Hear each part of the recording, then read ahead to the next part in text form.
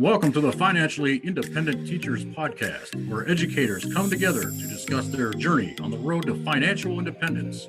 Now, please join our co hosts, Dave and Brandon, as they prepare to help other educators get fit with their finances.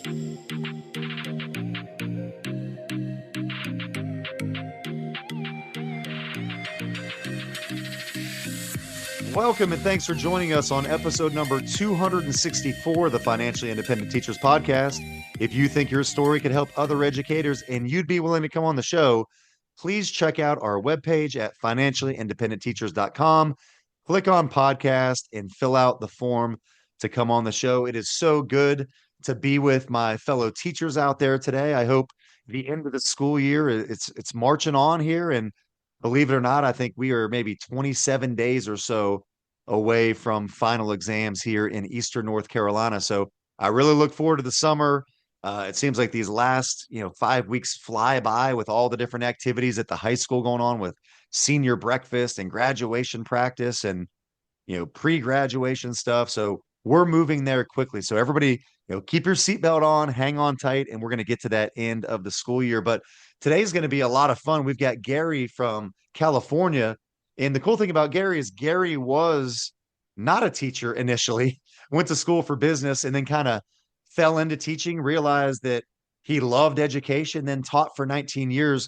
And there's this whole movement out there called FIRE, Financial Independence, Retire Early. And that's one of the things that's inspired my wife and I. I know that not every teacher out there is in the FIRE movement, and many people think, if you're a teacher making 50, 60, $85,000 a year, you can't be in the FIRE movement. But what I would say is if you plan on retiring any time before, say, 62 years old, you're probably a part of the FIRE movement, even if you're just a teacher with a pension. So he's kind of a member of this FIRE community. And at 42 years old, he's now retired.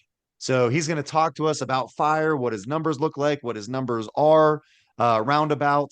And then he also, in a way to give back, is he's helping teachers pro bono, meeting with them, giving them maybe the financial education that they never got when they were working so hard to get set up to be a teacher in the classroom, and what he's learned from working with these teachers. So Gary, very long intro because you got a lot going on.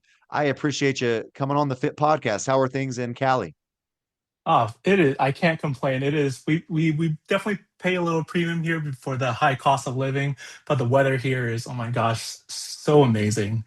Like I was born and raised in Texas, and then so when my parents decided to be missionaries in China, we came over here to California and to look for various boarding schools around the area. And then so when I first came here, I was like, wow, they make places like this. The weather is way better in Texas. Yeah. But don't get me wrong, I miss my Texans and my Houston Astros and Rockets, but I can't go back. I love California. So you haven't converted over to being a Dodgers fan and a Oh Warriors fan or anything no. like that? Oh no, it's that's no. Yeah, a little different between that Texas humidity and California.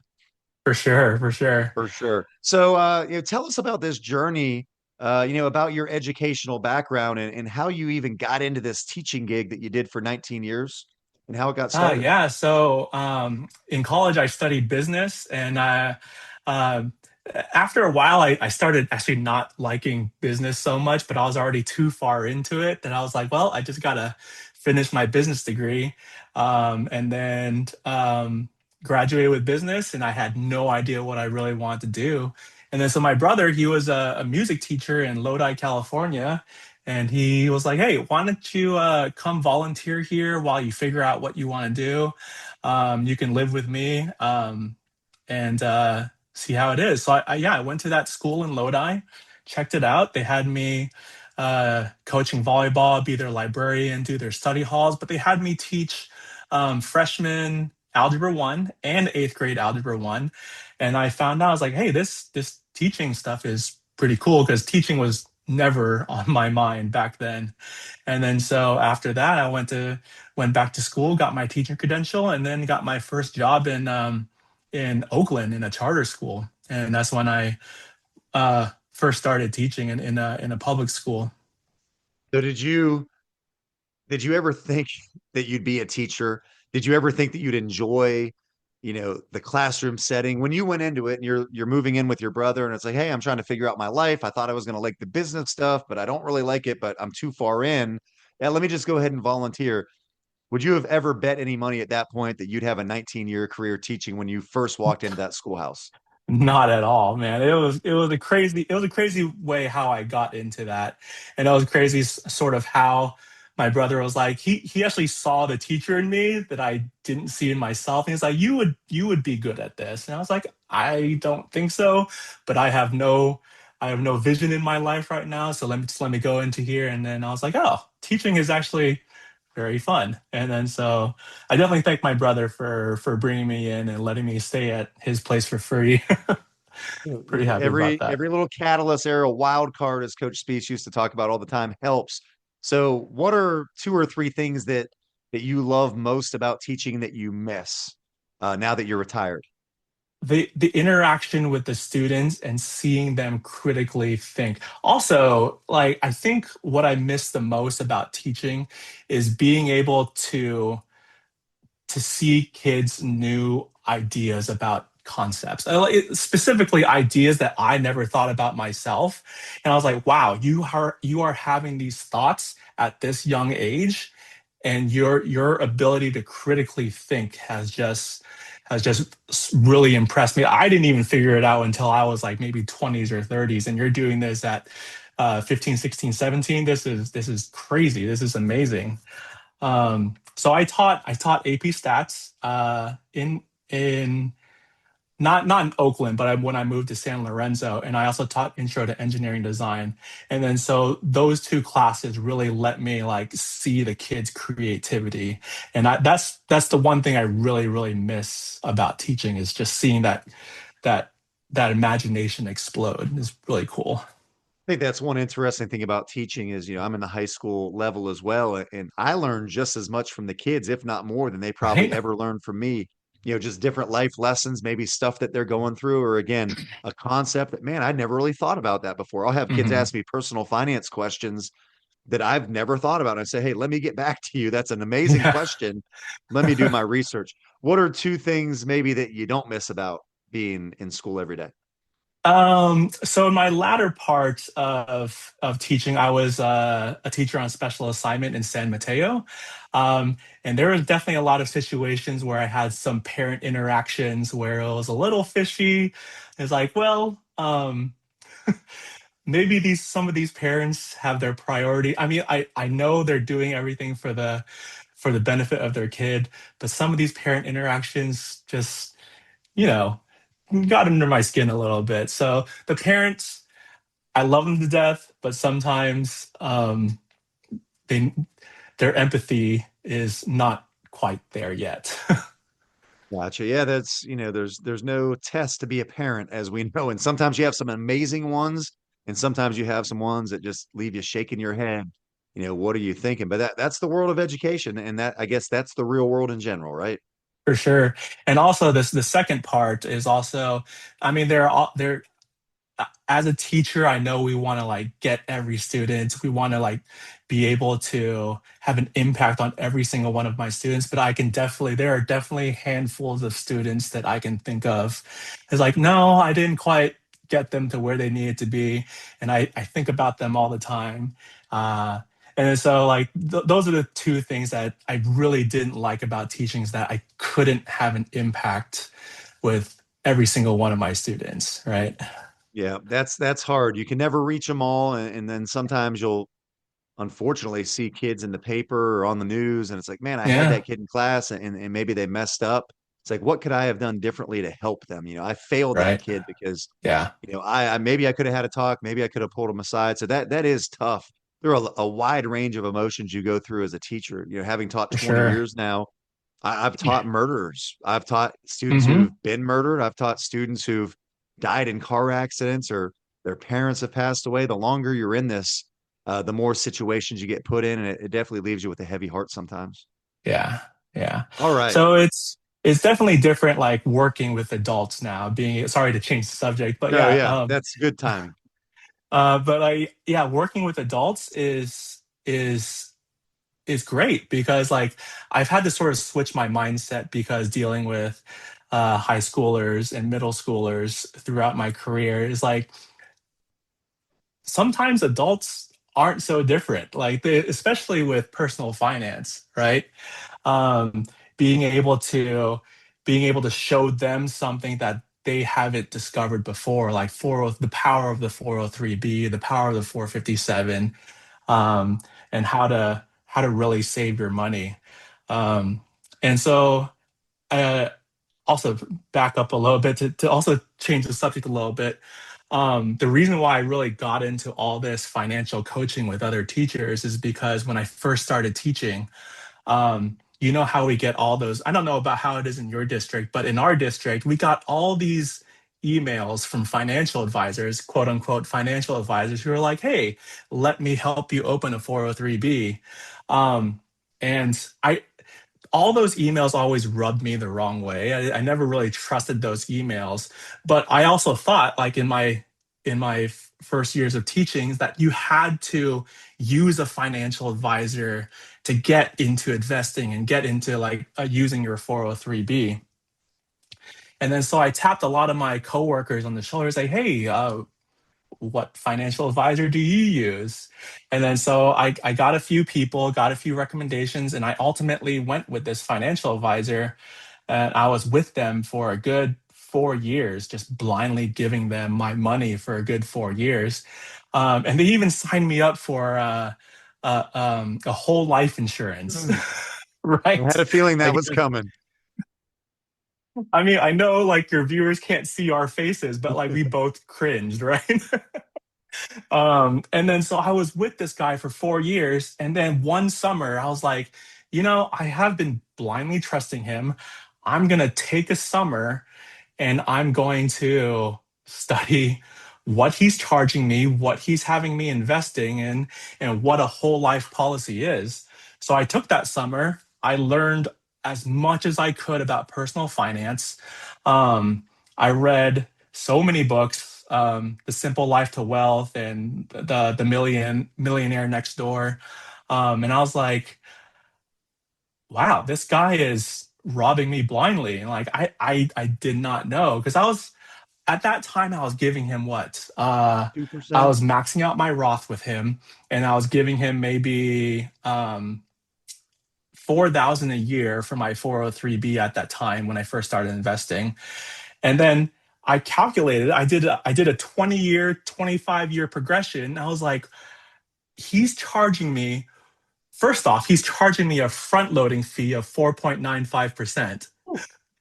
And he's charging me a 1% AUM. And then so I did that and I calculated it down 20, 30 years. And with the amount I was investing with him, I would have paid him a good 75 to 100,000 just in fees 20, 30 years down the line. And I was like, well, for that price that or for that money that I'm giving him, I can learn this on my own. So I quickly fired him. Um, and unfortunately, I still, because of the way the policy was set up for the whole life insurance, I still have the whole life insurance. I'm just not putting any money into it. I'm just letting the quote unquote term life insurance part just sort of like dwindle down um, until it goes to zero.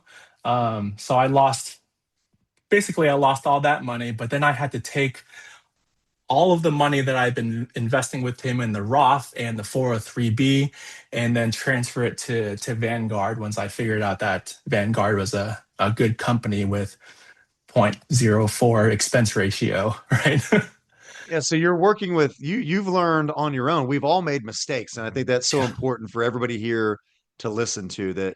You were maybe a young teacher and you wanted to do the right thing, and the person in the sharp dress suit or whatever, they come in and they've got pizza and they've got coffee and hey, sign up for your 403b. And hey, by the way, do you have a Roth IRA? No, I don't. Can you tell me what it is? Well, here's what it is. We can also manage your Roth IRA where the teacher maybe didn't realize they could, do their own Roth IRA. It doesn't have to Yeah. come directly out of your paycheck. You can do that through Vanguard, Fidelity, Schwab, Hmm. almost no fees, right?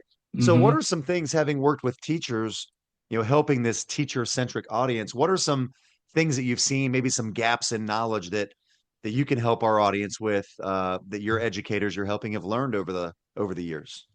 Yeah, so I think a lot of teachers actually have the same idea that I have when I first started investing, that they thought that you need to have a financial advisor to access this complicated investing world. And you don't. And I constantly tell my teachers, by the teachers that I coach all the time, is like, if you can manage your savings and checking account, you can manage a Vanguard account. It's not rocket science. But these financial advisors make it sound so difficult, with these really big words and confusing definitions, that like they they sort of trick the teacher into thinking that they need them to access this market. So that's my first thing, is like, you can do this on your own, and here's how to do it. Um, and here's like a little roadmap that you can use to. It's like, oh yeah, when you get this month, when you get this X amount of money, just go through this flow chart, and this flow chart will sort of guide you into like, where is the most optimal place to put your money. So giving them this a roadmap and letting them see that they have agency over their own money, I think it's a huge misconception that teachers have, that they can't do this on their own. And I'm trying to give them the power that, yeah, you can do this on your own. This is, so you can manage your checking and savings, you can manage your Vanguard account also. Yeah, I generally tell people like, hey, have you ever bought anything on Amazon? Which I know the answer to that. If you can set up an Amazon account and you know how to put stuff in your Amazon cart, if you can do that, you can go on Vanguard and Fidelity and you can set up automatic if you pay your electric bill or your water bill on auto pay, well, you can set up auto invest on Vanguard, Fidelity, Schwab, or whatever. So let's pretend that you're helping me and I'm one of these teachers that comes across your path and you're giving back, you're retired and you're willing to sit down and help me. And I say, okay, Gary, I want to open up an account on Vanguard or Fidelity. I've got, $350 a month that I can invest in. Obviously, you mentioned, I think maybe before the show, you're not a CFP or anything like that. But if I don't know what to invest in, and I know I have 350 a month, and we're just friends here. You're giving this information for educational purposes only. You're Mhm. not charging fees. You're not getting a kickback. You're not holding a gun to their head telling them they have to do it. What path would you suggest that somebody do? Are you an index fund guy, like just straight 100%, like S&P 500, large cap, Warren Buffett? Are you more of a target date retirement guy so they can just kind of set it and forget it and it does the auto balance? Tell us what you would recommend, if I were your brother and we were sitting down together. For sure. So what I first tell them is like, there are many places where you can put that $350.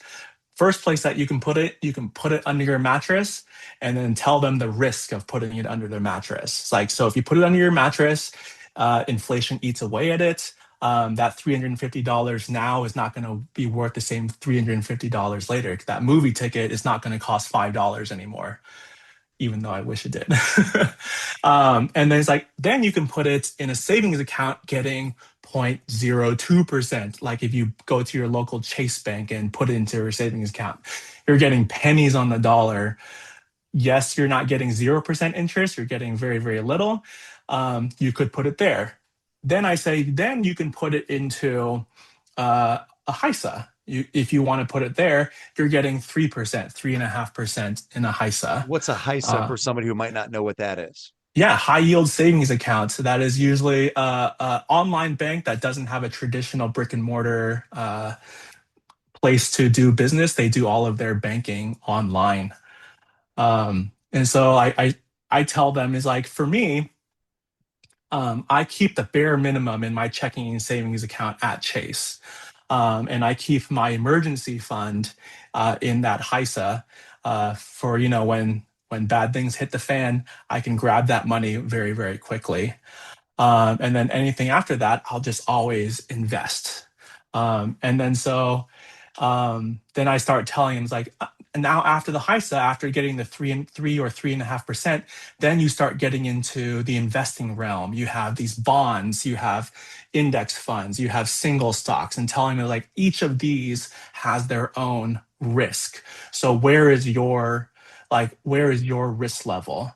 And what I usually do is, when I first talked to teachers, and heck, when I first started investing, I told my financial advisor, I want to give you X amount of money and I don't want to lose it because I'm really risk adverse, right?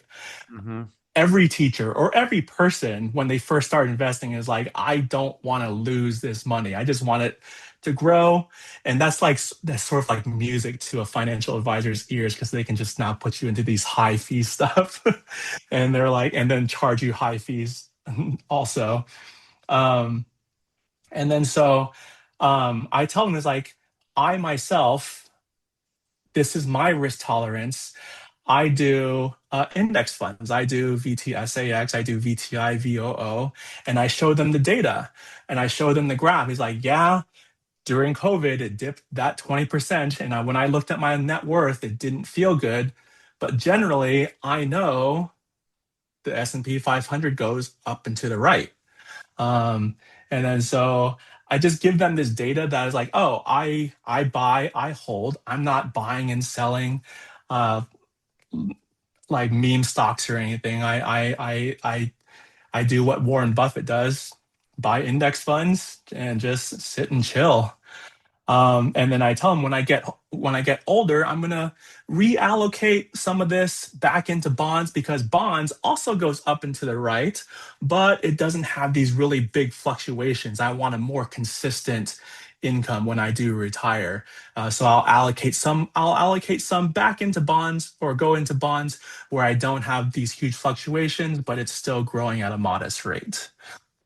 What do you think about a teacher like somebody like me in North Carolina? It's not California. We don't have the salaries of, $120,000 to be a teacher like you had.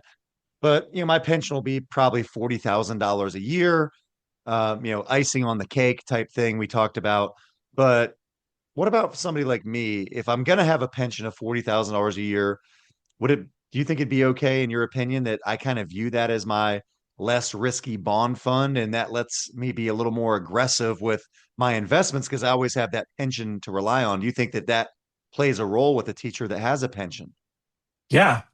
So what I usually advise on that one is like, if you're not too confident like about the huge fluctuations in the market, I would say just go with a target date fund and just take out 4% from that, and uh, and you can be well on your way. If you're really in tune with your net worth and seeing the fluctuations, I'd say you can go 100% uh, S&P 500. That's what I would do, but I'm more in tune with how how I am with seeing those fluctuations. But if I wasn't, I would stay with target date funds and take out 4%. So I give them all that information. I can't say you do this, Yeah, but I can say how I would feel in this situation. for That's what I sure. usually tell. Yeah. That's the great thing about being a financial coach, right? Is you're not, held to the same standard as somebody who's a fiduciary CFP and they have all the license and letters after their Yeah. name. You're just here to teach them educationally about how the market works. So it sounds like number one, with all the teachers you meet with, many don't have the confidence to invest. So they'd rather just, give it to the person that comes into the teacher's lounge and they don't even know how the fees work. What are some other, I don't want to say issues, but what are some other maybe gaps in knowledge that you've seen with teachers and things that you've had to help fortify to have them on a solid financial path? Yeah, I think a lot of teachers, their reluctance to start investing is finding the way to get that money in there. And what I mean by that is they're seeing that initial, you gave the example of like, I have $350 per month that I can invest into my 403b. They're like, how do I get it higher? Like, how do I know what I can do to increase that number so I'm investing more for my future? And then so I tell them what I did. And essentially, so even though my salary at the end of my teaching career was 120, I lived like I did 9 years ago. And what I mean by that is, um, as a teacher, it our salary increases are very predictable. Anytime we get a master's, we get a little pay bump. Every time we get more education, we move over a column. Every time we get another year, we move down the steps, right? So every time I did that, I would just put that money straight into my 403b or 457. So So no I sort of lifestyle live. inflation. You're not increasing the lifestyle. You're not going out and getting the new car. It's just, hey, I Yeah. make an extra $200 a month now, so now I invest an extra $200 a month. That's exactly it. And then so like I never let lifestyle creep just sort of like take a hold of me. I always like nipped it in the bud. It's like I always thought it's like, hey, I lived pretty well. Like my happiness was pretty good the year before. I went on my one international trip and a domestic trip, and I did a lot of road trips. I ate out as much as I wanted to, within reason, and my happiness was good. I lived a good life. I'm going to keep that exactly the same and take that money and just invest it in the 403b. So I did that for good 9 years, 10 years in a row. And by that time, I eventually like maxed out my 403b and maxed out my 457 and do my max of Roth IRA every year. Um, so So that like I enabled you use to the retire at 42. yeah. And then so I just did like these psychological tricks to myself. And so I would tell like a lot of the people who I talked to, they are living paycheck to paycheck. And so Mhm. I would tell myself, it's like, oh, I also live paycheck to paycheck. But I just do these little psychological things because living paycheck to paycheck is so easy to do. And then so what I usually do was I wouldn't deprive myself of like going out to eat with my friends, but when I do go out to eat with my friends, instead of ordering the steak that I really wanted, maybe I order the hamburger.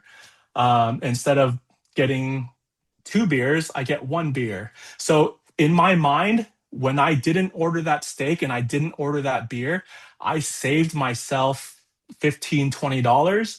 What I immediately did when I got home was transfer that $15 to $20 straight into my brokerage account.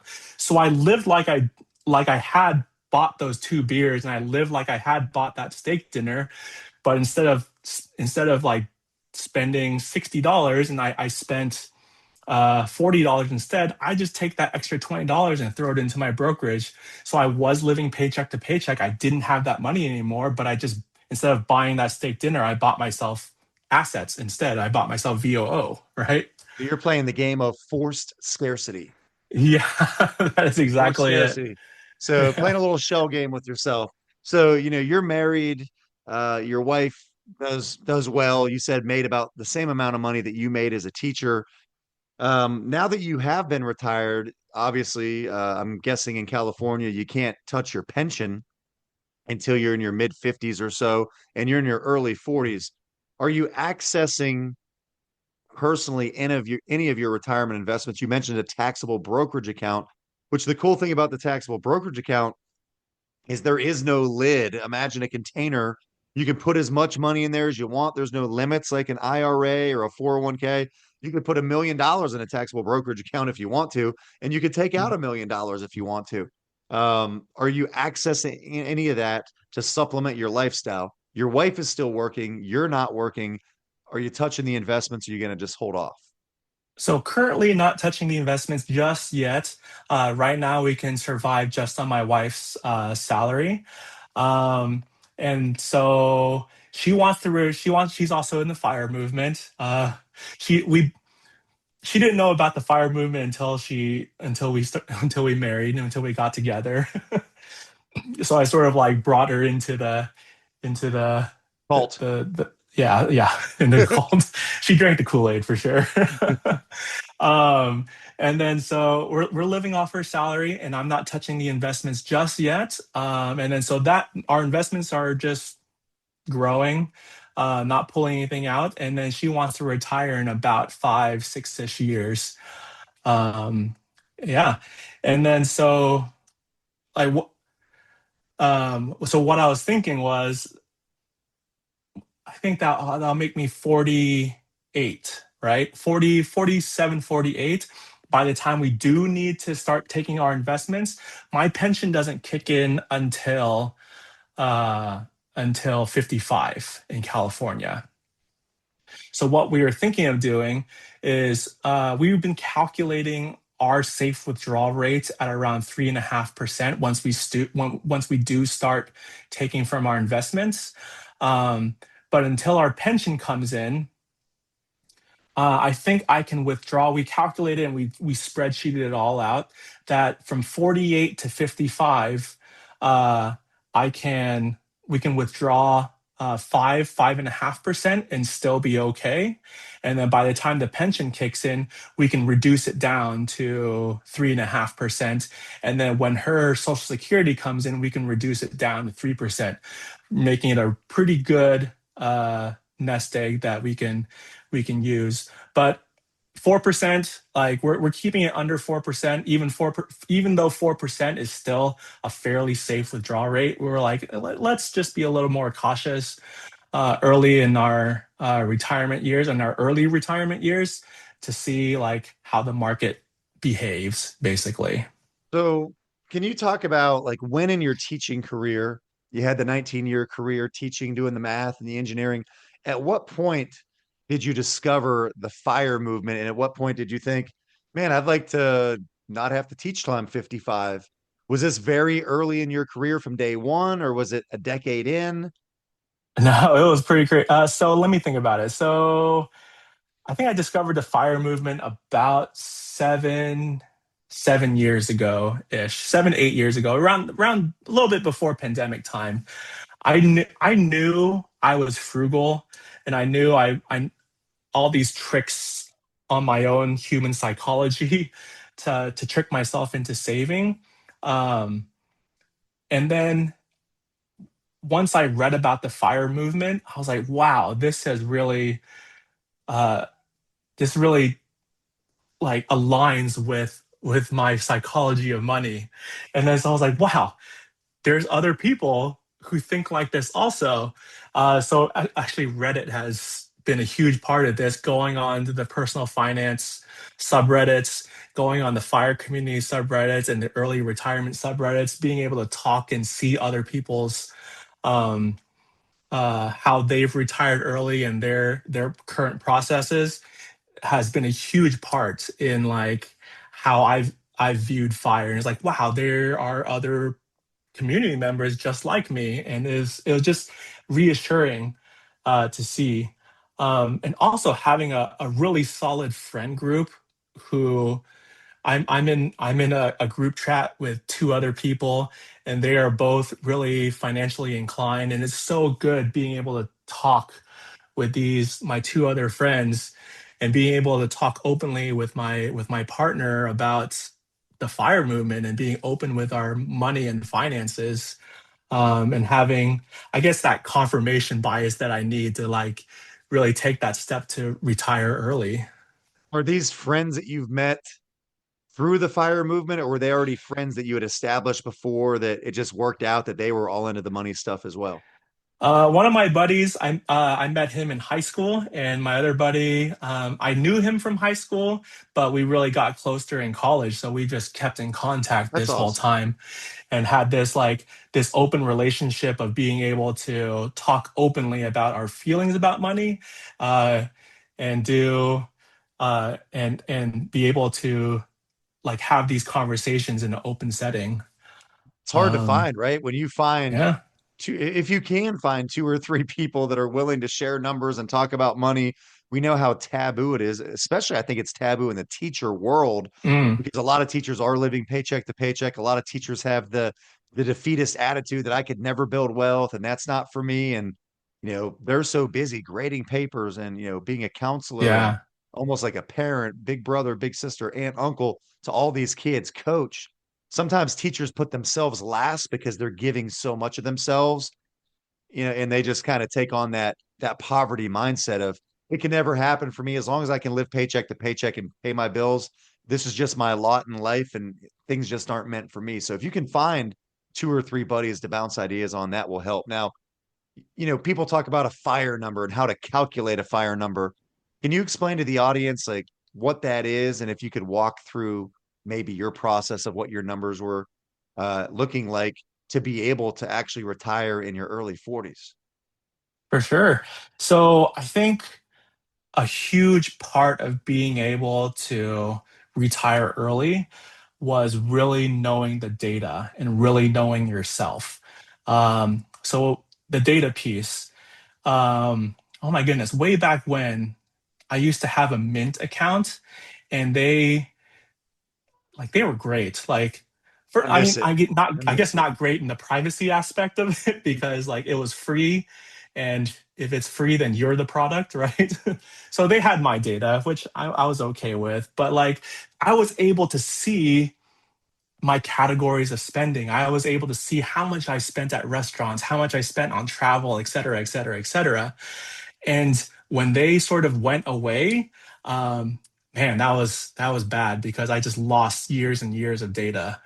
And then so being able to like see that data, and now I just track it by myself in an Excel file because I'm like, I vowed not to lose all that data ever again. So I track all of that in my Excel file. I deal with our net worth and tracking all our net worth. My wife deals with all the budgeting and seeing the month to month, see if we're hitting our numbers month to month. So we meet month to month on that aspect. But just seeing your daily spend, your weekly spend, your monthly spend, what are you spending your money on? Having that spend and knowing that spend, you can then calculate that fire number. So a fire number just means what do you need in your accounts that you can withdraw from and that you will never run out for the rest of your life, basically, hopefully, if the So how do you market figure turns out out that okay. number? How do you Yeah, figure out the number?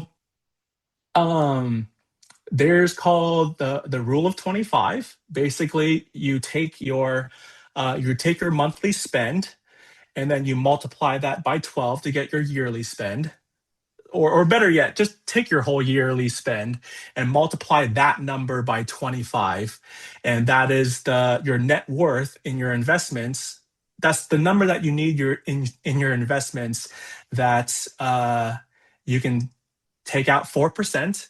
And uh, even though there's all these market fluctuations in the stock market, that you can be fairly confident that you can take out 4% from your investments and never run out.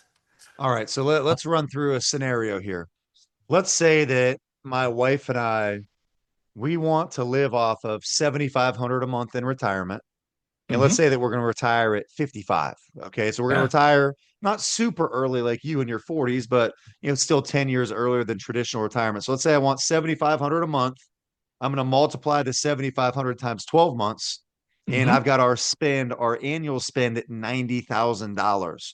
So Yeah. then I'm going to multiply the 90,000 times 25, and that's going to let me know that I need $2,250,000.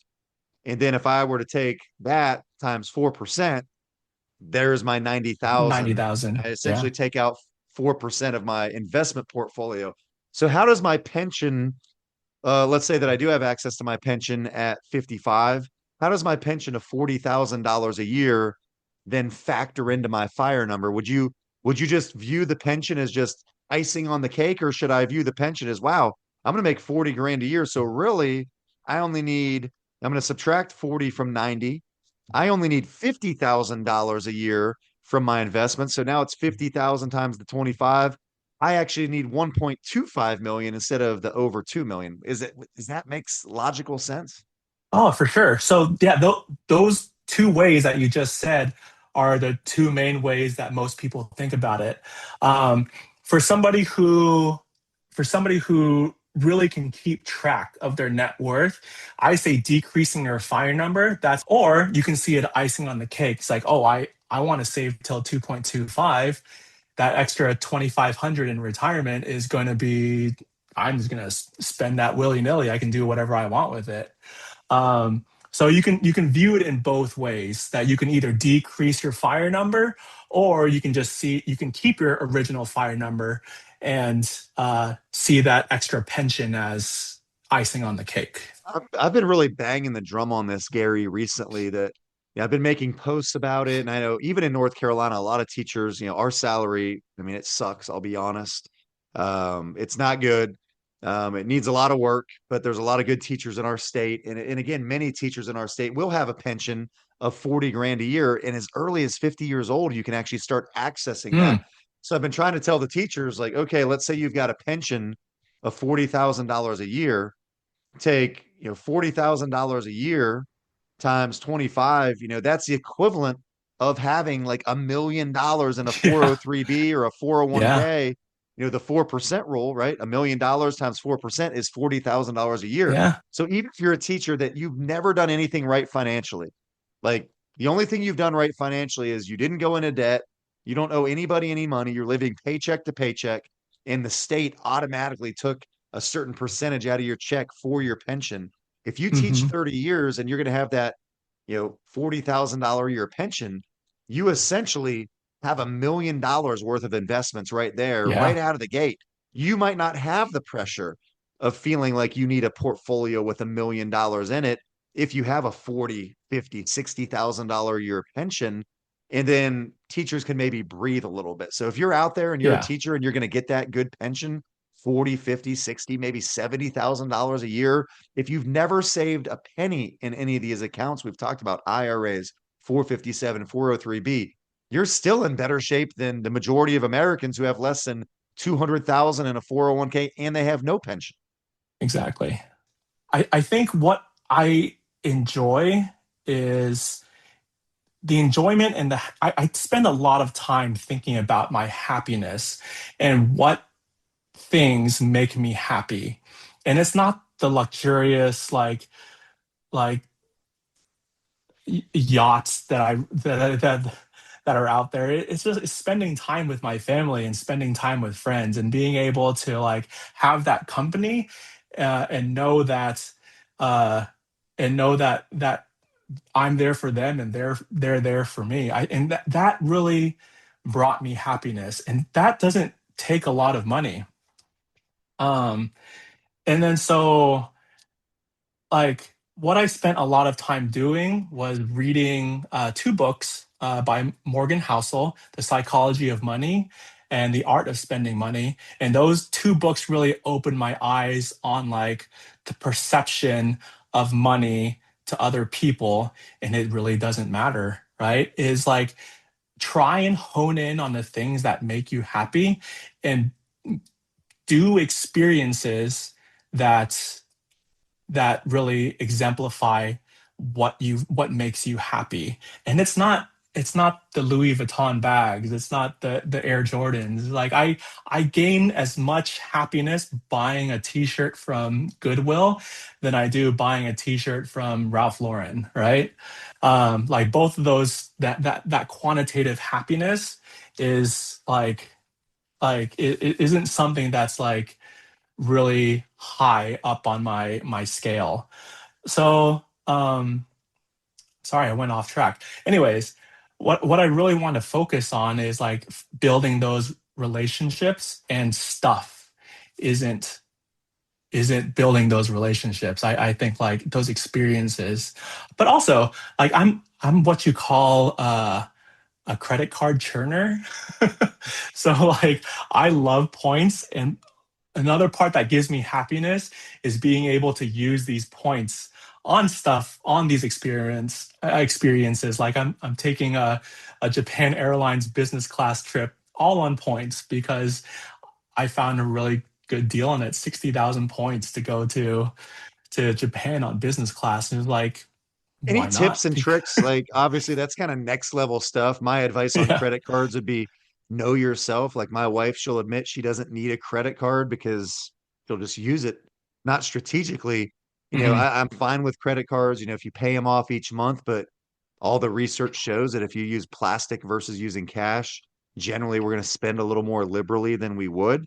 But if you're Hmm. somebody who has no debt and you're investing and you want to use credit cards strategically, any tips and tricks as we wrap up here to gain the points and maybe some insight on that as we've got about 2 minutes to go? Yeah. First off, I think credit cards. really exaggerate any type of behavior. So if you're not good with money, a credit card would make you really, really not good with money. If you're fairly good with money, a credit card would sort of exaggerate that behavior also. So definitely pay off your credit card each month. And then just certain credit cards have spend bonuses. So like for example, my Capital One Saver card, restaurants and groceries, you get 3 points per dollar, and then my Venture X gets 2 points per dollar, and then everything else is and then like some other purchases you'll get 1 point per dollar. So never try and get that 1 point per dollar. Always try and get that 2x or 3x points, and then they just add up. But flying on miles, it does take time uh, to really find those good deals, and that's sort of what gives me that like uh, endorphin kick once they find that really good business class deal for 60,000 points. That's Um, awesome. That's awesome. That's yeah. all good stuff. Well, Gary, this has been a lot of fun. I love that you're out there helping teachers and you were in the trenches. You know what it's like. You know what teachers are going through and the fact that you're giving of your time to help these educators out and building a little tribe of people that can learn financial independence along the way. It's going to pay dividends for their lives, their families, their kids, their grandkids. So I tip my cap to you, my Thank you. Houston Astros cap, and I'll even tap a garbage can if I have to for some secret signs there. Um, that you continue to do well and hit home runs. So you're killing it. You're doing awesome, and I'd love to have you back sometime for sure. Sure, I would love to give an update a few months or a year later for sure. Any last words for our teacher audience? Any advice as we sign off? One final Um, message. yeah, save as much as you can. You can be frugal, but frugal doesn't mean cheap. You can do it for sure.